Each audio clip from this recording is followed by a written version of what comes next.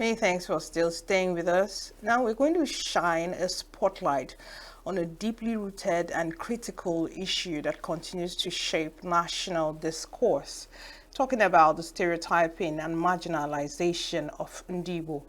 I mean, from political exclusions and economic sidelining to cultural misrepresentation. These realities have actually continued to spark questions around national unity, equity, and even the future of the Nigerian federal structure. Well, joining us this morning is Dr. Malachy Ochie, the Dean School of Business and Social Sciences, Madoka University, Ekwegbe, Nsukka. Good morning, Doc. Thank you for joining us again on the show. Thank you for having me. Absolutely. We've had this kind of discussion before now, so we're just going to follow up and expound on some critical issues. But let's take it first from a historical point of view. Can you try to trace the roots of the marginalization of Ndigbo? Is it something that started post-Civil War or prior to the Civil War or during the colonial times? Well, one can say that the marginalization and probably the stigmatization, because stigmatization gives room for marginalization. Indeed. It started, some people locate it after the war, the Nigerian Biafran War. But history does not support that narrative. It began quite earlier than that. And in the context of what we are discussing, what is stigmatization? Because it's only when you understand what stigmatization and marginalization mean that you can actually determine if the Igbos are stigmatized or if they are marginalized. So stigmatization is the act of stereotyping an individual or group of individuals, labeling them for the purpose of denying them certain of their rights, including their fundamental human rights. And what are the markers of stigmatization? It could be your race, it could be your creativity that draws hubris from people. It could be quite a number. We have a saying, giving a dog a bad name in order Just to hang kill it. In other words, giving a dog a bad name is a form of stigmatization. Now, when an individual or group of individuals, become victims of stigmatization, because of that stigmatization, they are excluded from certain rights that they should come to them. And that is what we call marginalization. And marginalization is when you are deliberately excluded from the political processes, social processes, economic processes that should give you opening to, plug into the life opportunities that are bound in your society. And by a combination of factors, these openings are not given to you deliberately and by a kind of state policy. That is marginalization. Now, if the contextualization of these two words, as I've given now, is anything to go by, one would conclude that the Igbos are not just being stigmatized in Nigeria, but they are also being marginalized. And it did not start today. You see, in historical context, especially among the three large ethnic groups in Nigeria, the Hausa Fulani, the Yorubas, and the Igbos. The Igbos could be regarded as late starters. They could be regarded as late starters. The Europe made contact with the Yoruba nation early enough. As a matter of fact, from the Portuguese visit to the Kingdom of Benin in about 15th or 16th century, when Portugal established trading routes with Benin, visited the Oba of Benin, and from there they moved southwestwards. So the Yorubas made contact with foreign civilization much earlier than the Igbos. Same with the Hausa Fulani, with the Arab civilization. So the Igbos came much later. Contact with Europe, for instance, or foreign civilization came to Igbo land quite late. Well, this history that Igbos actually repelled, foreign agents. Like, could that be the reason why? That's not historically right. Igbos never resisted the whites. Of course, every culture resists foreign entities, yes. So the Igbo rejection, for instance, or resistance of foreign powers is not an isolated case. It's not an isolated. The Yorubas, even before they accepted the foreign culture, they resisted them. So why should the Igbo resistance become something of a peculiar discussion? No.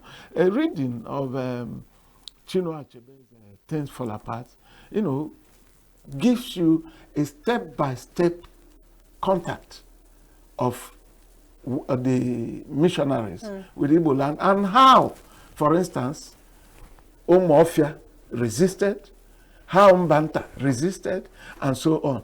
I keep recommending the book, Things Fall Apart, to every person I am talking with, because that's a historical book, even though it is a novel. So if you understand that, you also understand that the Igbos, just like every other ethnic group, resisted the whites when they came. But like I was saying, foreign civilizations made contact with the Igbos much later. Now, like J.P. Clark's fine imagery of ants milling out of the forest, the Igbos, even though they were latecomers on the stage, the Igbos milled out and practically seized the floor. In terms of economic activities? In terms of economic activities, in terms of creating new vistas, taking their opportunities. The Igbos moved out of the Igbo homeland to expand their own horizon. The Igbos have unique qualities that other tribes, without sounding immodest, they don't have. The Igbos don't accept this glass of water just because you gave it to me.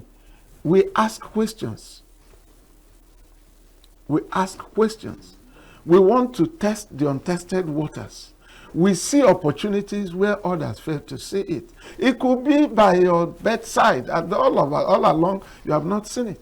The Igbos, they have that gift, and it's natural. And there are quite few people on earth that God has endowed with that. The Jews are one. The Jews. The Chinese. People have actually drawn a lot of analogies between the Igbos and the Jews. Yes, the Jews are one. The Chinese, the Malays. These are people whose economy revolves around buying and selling. And anywhere they come, buying and selling is not just about goods, but services as well. So when the Igbos milled out to other parts of Nigeria, they began to showcase their talent. They began to showcase all these qualities I've enumerated now. And they didn't, some people around them who were there before, but couldn't see those opportunities, they became, in quotes, jealous. And they drew among the Igbos what you may call hubris against them. Don't mind them. They are doing shakara. That kind of mental attitude. So, even before the Nigerian Civil War, the Northern Regional House of Assembly in its deliberation, I think 1959, 60, 61. These things are in the archives, so I'm not making them up. Yeah. I'm not making them up. And in that house, you had Wazir Ibrahim, you had Deep Cherima, you have quite a number of them. And in one of their deliberations, they said, you cannot continue, because the Igbos came to the north, built hotels, created a lot of things, created a lot of opportunities, economic hubs. And they said, we cannot continue selling land to the Igbos for them to build hotels and their churches and their industries. So there was a deliberate policy to hamstrung Igbo economic progress, even in the north. The Igbos remain the only ethnic group in Nigeria that creates a home wherever he finds himself, irrespective of whether it's in the Sahara Desert or Kalahari Desert. The Igbos have this penchant for creating a home wherever they see themselves. No other tribe in Nigeria, no other ethnic group in Nigeria has that characteristics. And I challenge anyone who says it's contrary. You go to Lagos, you go to the west, you see estates, virgin built-up areas developed by the Igbos. The same in Abuja, the same in the north, the same in the somewhere south. But has that characteristic actually paid off in the long run to Ndigbo? That's a matter for another discussion. But we are talking about, why are the Igbos stigmatized? Why are they marginalized? So this tendency to excel where others have failed is one issue. The Igbos have that characteristic. Number two, they accused as soon as the Igbos began to mill out from their homeland, you know what happened?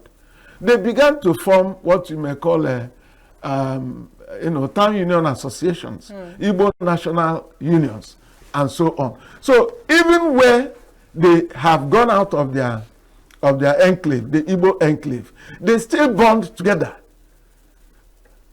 those unions became agents of social control. The Igbos also initiated, and even up to today, sustain transgenerational business propensities. Very few people. We invented Eba boy, apprenticeship. All these things.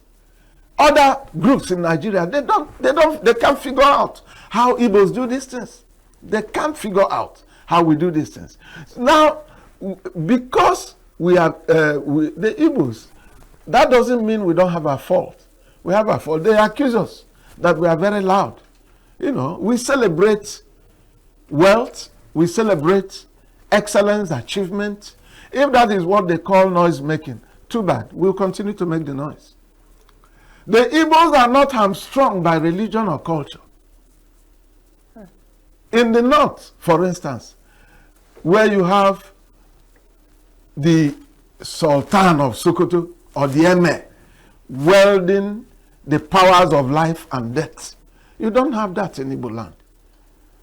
In other words, this is an individual that assumes the power of God and man.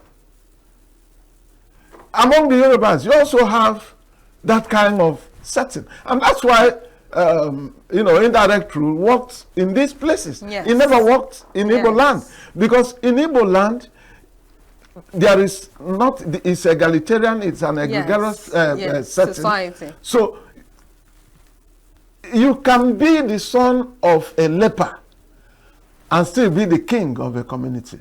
And Chinua Achebe demonstrated this in Things Fall Apart, where Okonkwo, the son of a loafer Onoka, rose from ash to become one of the lords of the clan, and he was celebrated. So that's how Igbos reward excellence and hard work. So we are not short-circuited by any culture. We are not short-circuited by any man playing God among us. Perhaps people can criticize us about that, but that is one of the overriding factors that drive Igbo society. Igbo society and Igbo success. So that is why. So immediately, these things, like what I've told you, happened in the Northern House of Assembly and so on. So the military coup of 1966 or thereabout was an opportunity to cast the Igbo in the role of a felon. It was an opportunity to cut these Igbos to size because we came out late. We were the top brass of the military, the police, name it. Igbos were everywhere. Igbos were everywhere. So immediately that coup happened, and it was unfortunately dubbed Igbo coup. It was an opportunity, whether either in the north or in the west, to cut this ambitious, loquacious, arrogant Igbos to size. And thus began the choreographed pogrom in the north. And thus began the Operation Wait in the west. Yes, yes. And after all this, the Igbos ran home. And after the war, they had been conquered. Other policies of stigmatized, the Igbos became stigmatized. So what after this stigmatization is a highway to marginalizing them. You can, there's this unwritten agreement. It's as if you knew the phrase in my heart now. Yes. The unwritten policy, Yes. the unwritten agreement. Yes. Among other tribes in Nigeria. How did this gain so much traction? It is unwritten. Yes. It is but it is there. So how did it gain traction? There is no basis that can create unity among other parts of Nigeria than their resentment against the Igbos. The Hausa Fulani, the Yorubas, and other tribes in Nigeria will find the only point of unity is for them to unite against the Igbos. Why? Because success carries with it hubris. Success carries with it hubris. That is, the Igbos even give it as a name to their children. They give it as a name to their children. Ako, Wilo. Success begets envy. Success begets jealousy. It is like that. The Igbos succeed where others have failed. It's not an overstatement. And we can go ahead and name examples. So immediately after the war, there was an unwritten agreement, so to say, an unwritten sentiment. You see, these people, we have cut them to size, and this is the best time. If you give them opportunity of rising again, you will not hold them back. Therefore, let's unite so that leadership of this country can be rotating between north and south. And when it comes to south, they will say it is either southwest or south-south. Definitely not the southeast. And when it goes to the west, it goes to the southwest, which is homogeneous. They did not only stop there, because they know the numerical strength, the demographic strength of the Igbos. You know what they did? They began to atomize us. Igbos living at the periphery of Igbo political space, they were consciously and purposely carved out of Igbo dominance. For instance, the Anioma in Delta State. For instance, the Ikwere in River State. For instance, the Orokam Ndigbo, and all those Igala and Idoma communities that were carved out. So in reality, the Igbos are in excess of 100 million people. Interesting. They are in excess of 100 million people. So immediately after the war, and then there was this policy of 20 pounds. Yes. Emasculate them financially. Economically, yes. Emasculate them financially. Is it not ridiculous that after the war, all Igbo billionaires and millionaires went home with 20 pounds? Went home with 20 pounds. Is it not ridiculous? That was a conscious policy to play the Igbo out of the economy. And those who initiated that policy were not foolish. They knew the end point of that policy. And because the Igbos couldn't control money immediately after the war, the North and the West bought up all the shares in all the multinational companies in Nigeria. In Leventis, in USC, name them. Briscoe, Bata, Lennart's, Michelin, Volkswagen, and so on. Because we couldn't buy shares. We couldn't buy shares. And they bought all these shares. There was also the policy of abandoned property. Yes. All these houses, the Igbos, or the properties the Igbos acquired outside the Igbo homeland became confiscated. And the Nigerian government couldn't do anything. Even where it proclaimed the policy of no victor, no banquet. Even where it said it's committed to a policy of reconstruction, rehabilitation, and reconciliation. The policy of abandoned property persisted. It persisted. It has continued even up to today. I was going to ask you, now we're in contemporary times. Yes. How has international interference or international entities, continue to aid in one way or the other, directly or indirectly, overtly or covertly? How has it been that international interference has continued to, support Igbo marginalization and stereotyping? Well, let me tell you, the issue of international conspiracy, probably against the Igbo, is something that is debatable. Okay. The issue is there really any international interest in the agitation of the Igbos, especially in today's Nigeria? But political-wise, it's neither here nor there. But let me tell you a few things about international interest, or interest from international institutions or governments in what is happening in another country. There's what we call in international relations national interest. Is the vaguest concept you can think of in international relations. So if, for instance, Britain says we don't want Nigeria divided, it is because a united Nigeria serves the interest of Britain.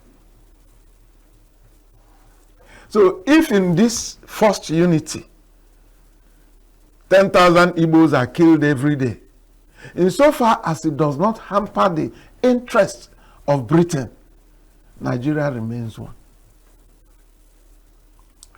If in balkanizing Nigeria, the interest of Britain will be served, they will go ahead and instigate forces to balkanize Nigeria. So national interest, strategic national interest, is of importance.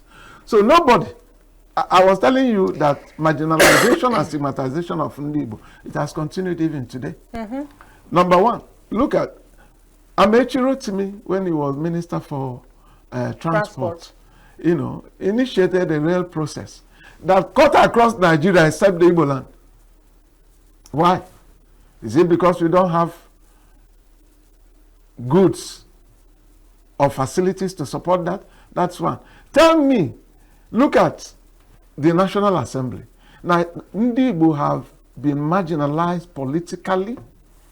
Ndigbo have been marginalized economically, socially, in all fronts. And let me tell you, this marginalization and stigmatization is the core incendiary to groups like IPOP, MASOP, and so on.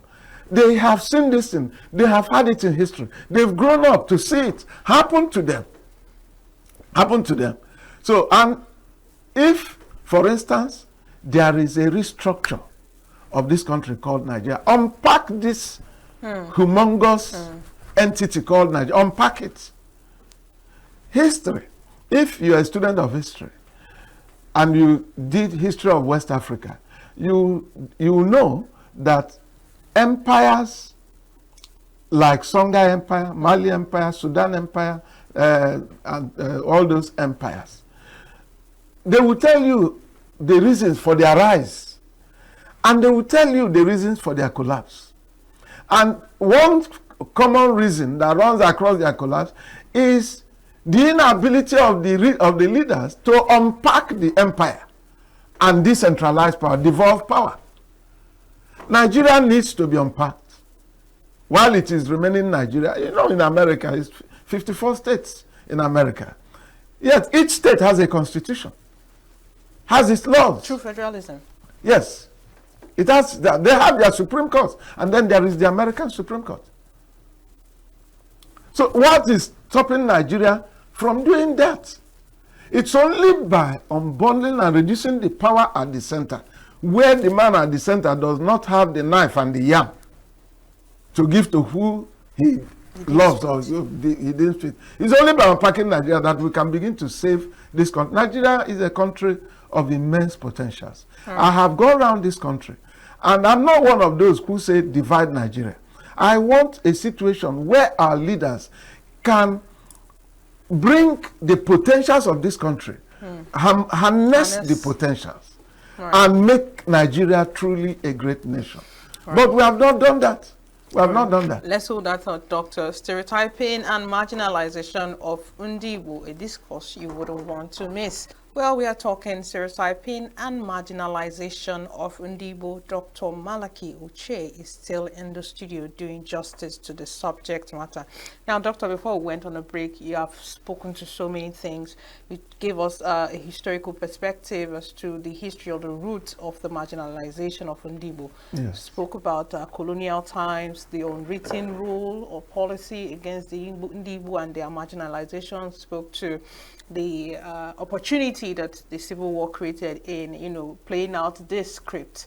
Now, are there other contributing factors? For example, do you think the media or popular culture somehow has actually added or contributed to the marginalization and stereotyping of Ndigbo? For example, they would say Igbo people are greedy, and that narrative has actually gained a lot of traction. How would you say the media or popular culture has actually contributed to this marginalization? Well, the media,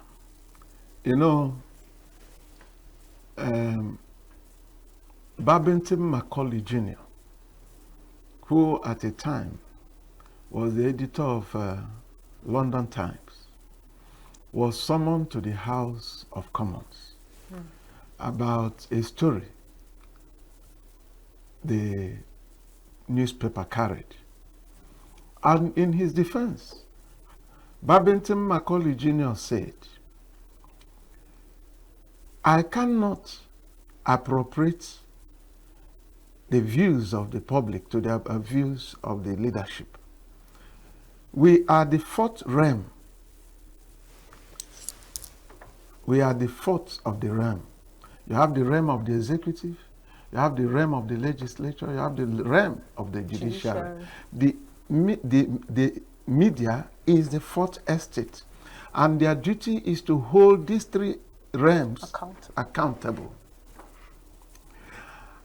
And any media that has the capacity to touch an individual is exposed to narrations from that media, has also the capacity to shape opinions.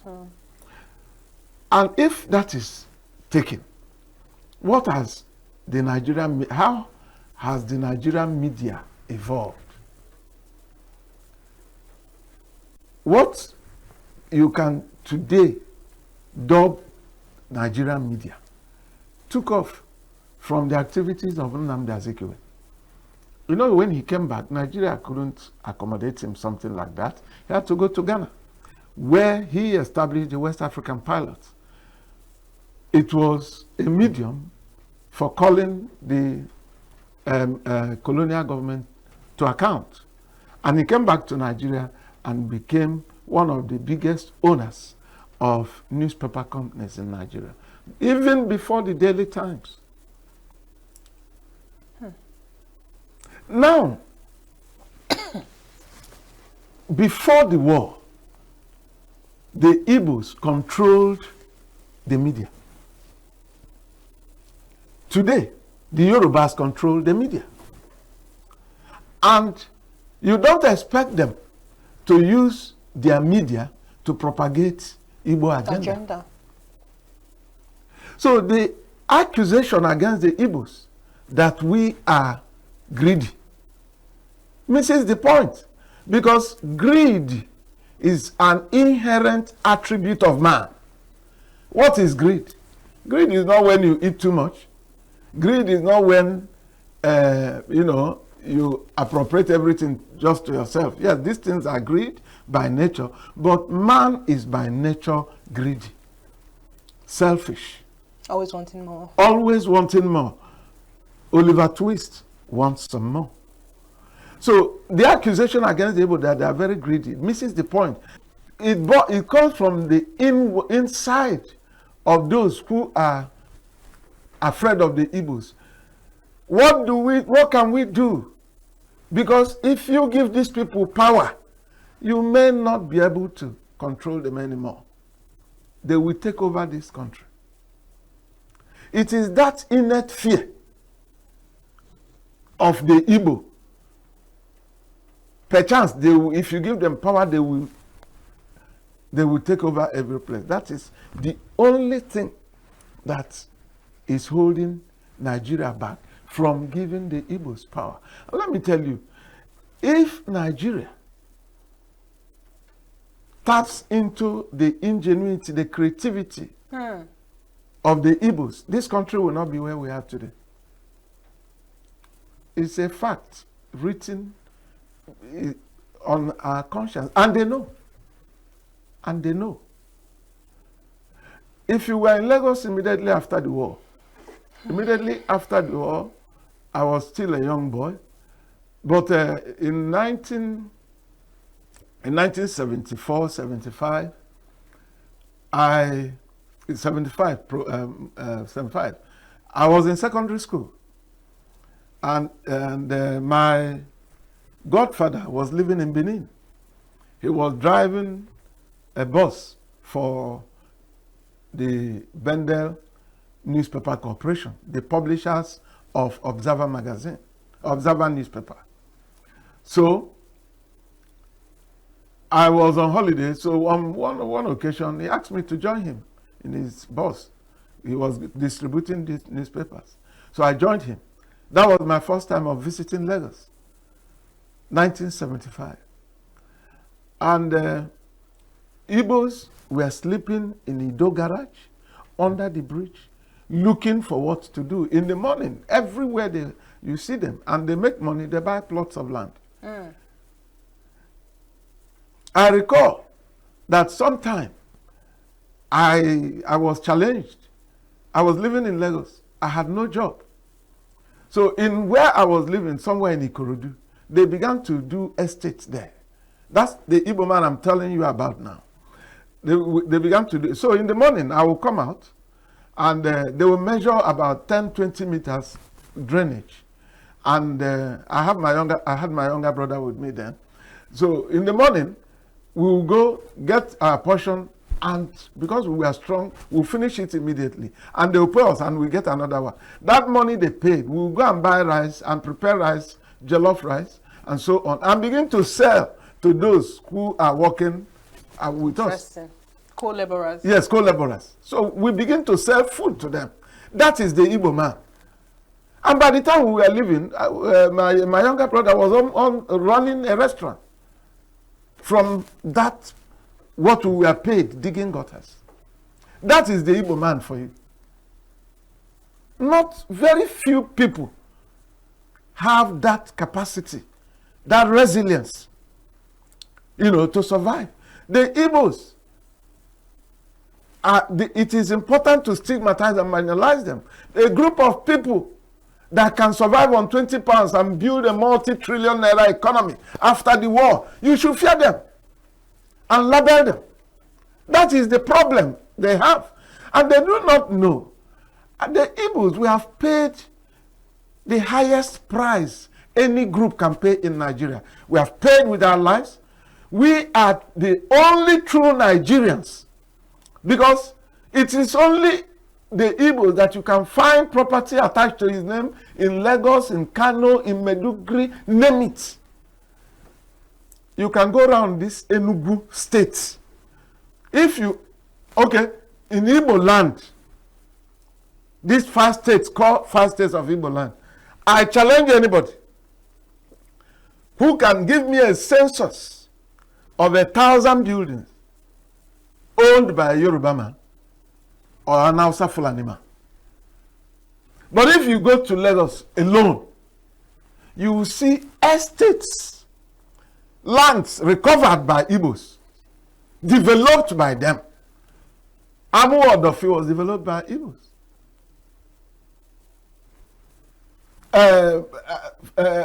Alaba developed by Igbos. Kalambosa developed by Igbos. Go to Kano. Go to the Sabongeri area of Kano. Go and see the development there. What they are waiting for these Igbos when they will leave and so on. If an Igbo man wants to sell his building in Lagos and they will start, the pricing will be so disgusting. So I am telling you, if a group of people can use 20 pounds after a 30-month debilitating civil war and build a $1 trillion economy, you should fear those people. Interesting. Okay, Doctor, I want to find out from you, from your perspective, of course, how has our social-political groups, for example, I'm thinking about Ohaneze and Ndigbo. Yes. Social-political groups, and then the political class, the Igbo political class. Yes. Have they done enough to stop the stereotyping, or at least reduce the stereotyping and marginalization of Ndigbo? You think they've done enough? What are your thoughts? Well, Ohaneze and Ndigbo, our political class, you see, enough is never enough. So they have done, and they are still doing their best to do that. But I'll tell you a few things. Ohaneze and Ndigbo, which grew up out of Igbo National Union, because one of the outcomes of the Civil War was the banning, so to say, scraping by government of Igbo unions. They scraped it. So immediately after the war, Akanibiam and people like him came together and then bettered Ohaneze and Ndigbo. And the essence of Ohaneze and Ndigbo is to, give a sense of belonging, a sense of unity among the Igbos, and so on. And it was supposed to be core Igbo-driven platform. They have done a lot in their own right to recalibrate the Igbo stand in Nigeria, just as other Igbo social cultural organizations that are under Ohaneze, like Alibu Development Foundation, and so on and so forth. But the point is, I was the immediate past state secretary of Ohaneze Ndigbo, Enugu State. So I know that Ohaneze has done a lot in terms of engaging people from outside Igbo land. We have had handshakes across the Middle Belt. We had handshake across the Niger and handshake across Imo River. We have tried to reach out. We are not like you are making us to be. We are not like we are devils. We have done that. And that was the essence of creating the Southern and Middle Belt Leadership Forum. That was it. Unless it has been changed yesterday, but I know the coordinator of that Southern and Middle Belt Forum is Chief Nyamodo. And he has been doing a lot. We have stood before Nigeria to say, what you're doing to us, we don't like it. We have engaged the government. So Ohaneze is doing his best. That does not mean it doesn't have its own challenges. It has its own challenges. Now, to our political class, perhaps that's where we have a problem, because there are our politicians who collaborate with certain powers in Nigeria, to abort the Igbo agenda. I don't want to mention names. To abort the Igbo agenda. And such people, what is most important to them is to acquire political power. So if the Igbo homeland is burning, they don't care. They don't care. And we have examples that may be too close to mention. But I'm telling you that our political class, say few of them, we have not been able to get our politics right. That's the problem we are having today. And let me tell you, it is because the younger generation sees the political class as saboteurs, selling out. That is why these agitations are all over the place and so on. There is one Igbo senator. I can tell you that Igbo senator can walk from Nsukka on his feet, on his legs, to Umuahia, to Owerri. And the only response, the only reaction that Igbo senator will get is people coming out to carry him on their shoulders. I won't mention his name. But because he has connected with the Igbo, his comments resonate with the Igbo philosophy of we want freedom.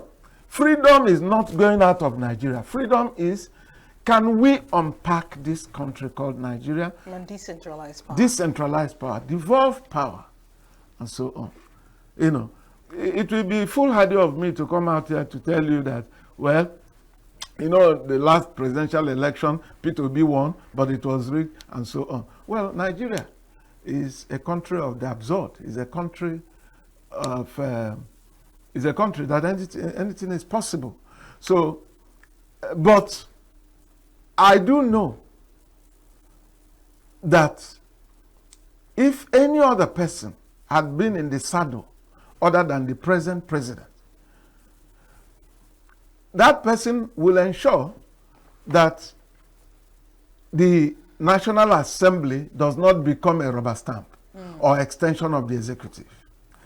That person will ensure that he or she is not playing God. We have a president that is playing God today. We have a president, we have a government that pretends that nothing is happening in Nigeria, that all is well. And I want to tell you, Mr. President, Nigeria is sick, and she will die if we keep pretending that she's only slightly indisposed. Come home, do something responsible to get Nigeria working. Nigeria is not working now, Mr. President. And I want to talk to our National Assembly. This is the worst National Assembly I've ever seen. A National Assembly that cannot identify and perform its duties. The National Assembly has become a rubber stamp, a yes institution that appends its signature on everything that the president says. The judiciary has its own problems. You cannot get justice in Nigeria except your pocket is deep. We have become a mongrel nation. Mr. President, this country is sliding into chaos and perdition, and you have a duty to save this country. Interesting. Now, let's still talk about Ohaneze in some form. You did mention that part of the marginalization and stereotyping, part of the strategies was to carve out certain Igbo tribes that were at the periphery, I mean, geographically. Yes, right? yes. What is Ndigbo doing to increase cohesion? Yes. I know at a point, someone from Ikwere,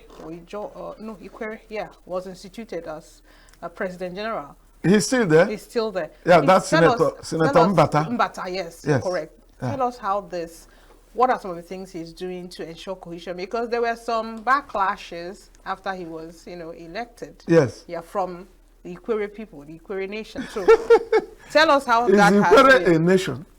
Because these are things, let me tell you something. Sometimes we need to tell ourselves hard truth. Hard truth. Joji, that was corrupted to Jaja, was an Igbo man. Jaja himself? Yes. His name is Jojo. This is history. So I'm not making these things up, and I can prove it beyond all reasonable doubts. The Ikweres are Igbos. When did they start changing Umo Omasi to Rumo Omasi? Umo Okoro to Rumo Okoro. When did they start? It was Professor Foyser that did that in University of Port Harcourt. And I met him as a student in University of Port Harcourt. So this idea, we are not Igbos, you are not Ijos, you are not these, you are Ikweres. I mean, that is being that's self-deception at best.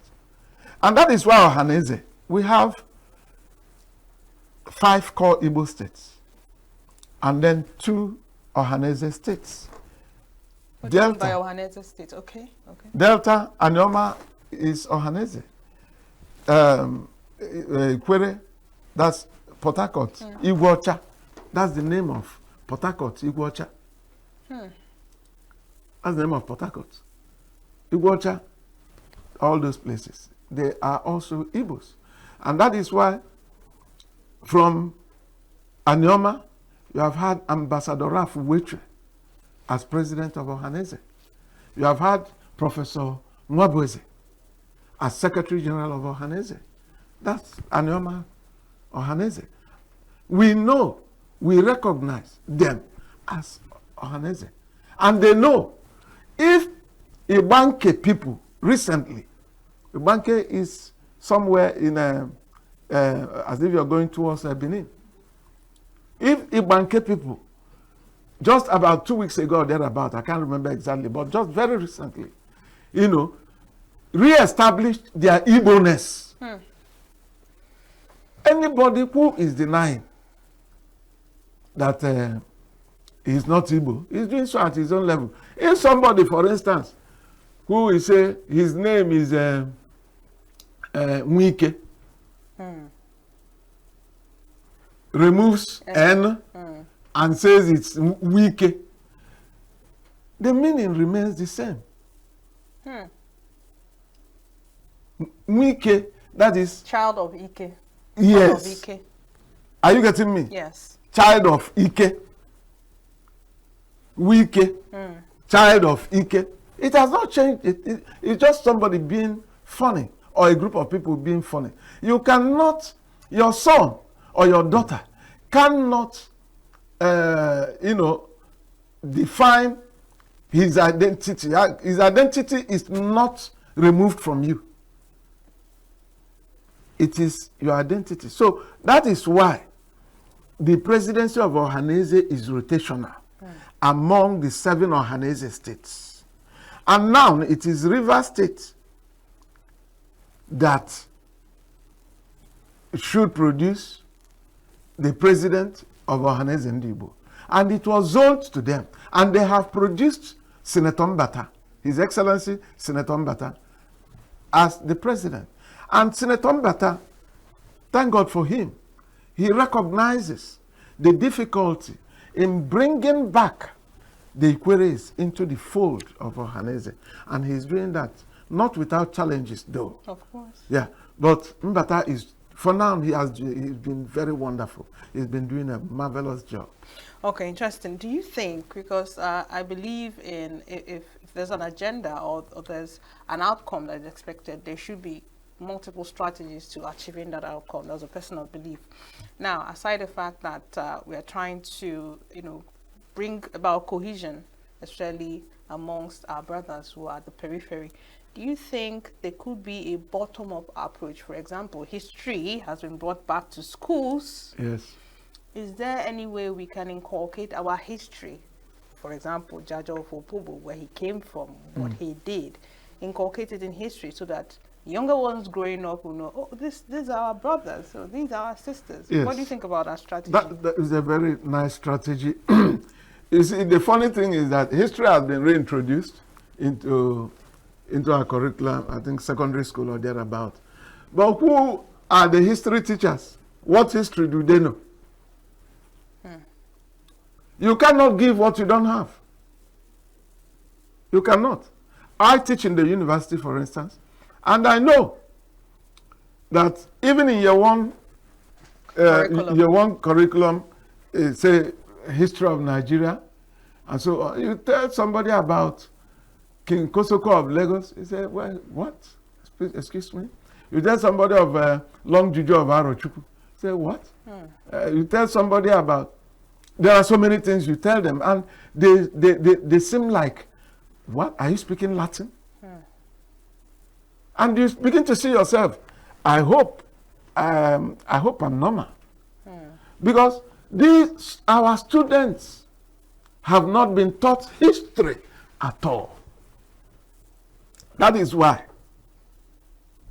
in Maduka University, we have tried to bring history into the curriculum.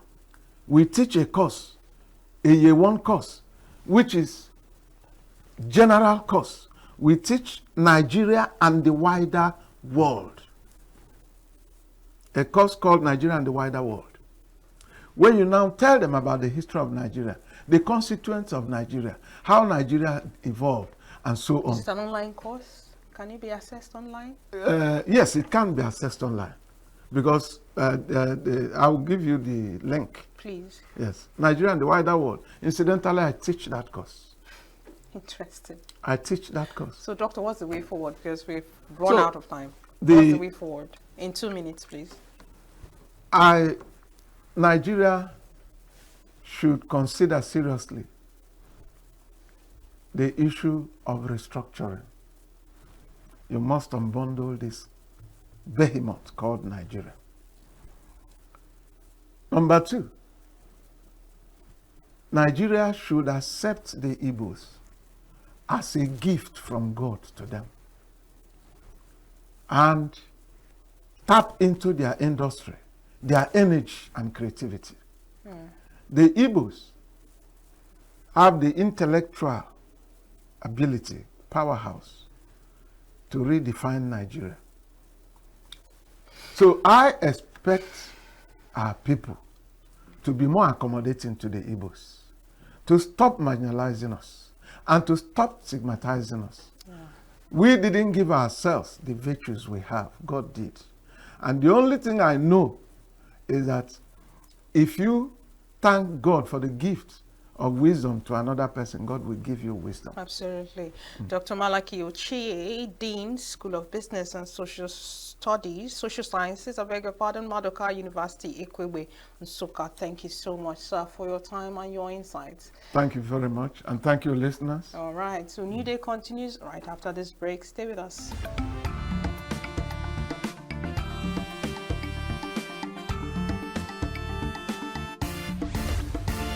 Signature TV, news in your pocket.